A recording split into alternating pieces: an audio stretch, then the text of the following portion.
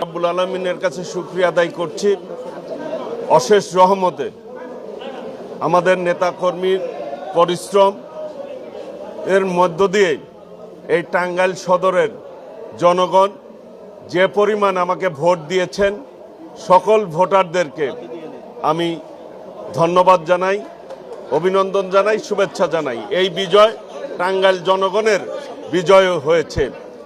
আগামী দিনে আমি ইনশাল্লাহ যেই প্রত্যাশা নিয়ে এই টাঙ্গাইলের জনগণ আমাকে ভোট দিয়েছেন, সেই প্রত্যাশা ইনশাল্লাহ আমি শতভাগ পূরণ করার চেষ্টা করব ইনশাল্লাহ।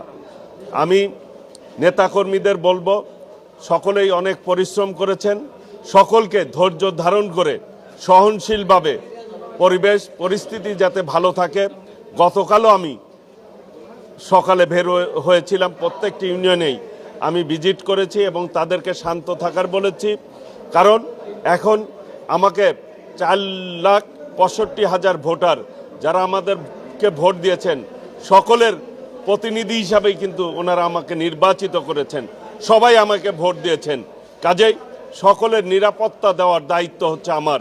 আমি সকলের সহাবস্থান নিশ্চিত করব, সহমর্মিতার পরিবেশ বজায় রাখব। আমার নেতাকর্মীদের উদ্দেশ্যে বলবো, তারা যাতে সকলেই শান্ত থাকে, ধৈর্য ধরে, কোনো উস্কানিতে কেউ পা না দেয়, কারোর সাথে কোনো বিবাদে কেউ না জড়াক।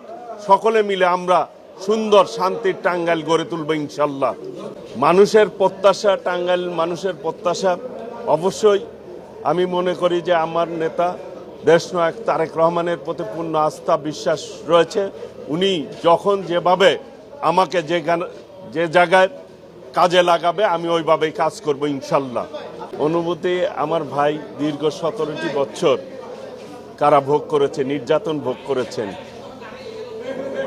উনি নির্বাচিত হওয়ায় আমি অত্যন্ত খুশি হয়েছি, আনন্দিত হয়েছি। আমার ভাই সকলে মিলে তাকে দল মত ধর্ম বর্ণ নির্বিশেষে সবাই তাকে ভোট দিয়েছেন এবং তার ভোটের ব্যবধান এই নির্বাচনের সবচাইতে বেশি রেকর্ড করেছেন। কাজেই আমাকেও টাঙ্গাইল সদরের জনগণ আমাকে বিপুল ভোটে নির্বাচিত করেছেন। আমি সেই জন্য টাঙ্গাইল সদরের প্রত্যেকটি জনগণের কাছে আমি কৃতজ্ঞতা প্রকাশ করি এবং তারা আমাকে অনেক বেশি উৎসাহ দিয়েছেন, আমার সাথে থেকেছেন। আমার নেতাকর্মীরা আমার জন্য অনেক বেশি পরিশ্রম করেছেন, তাদের প্রতিও আমি কৃতজ্ঞতা জানাচ্ছি। এবং আজকের 1 ফাগুন, সেই জন্য আমি সকলকে বলবো, এই বাংলাদেশে গণতন্ত্রের যে বসন্ত বয়ে যাচ্ছে, বাংলাদেশের মানুষের হৃদয়ে যে বসন্ত বয়ে যাচ্ছে, এই বসন্ত যাতে মানুষের মঙ্গলের জন্য হয়, মানুষের কল্যাণের জন্য হয়, শান্তির জন্য হয়।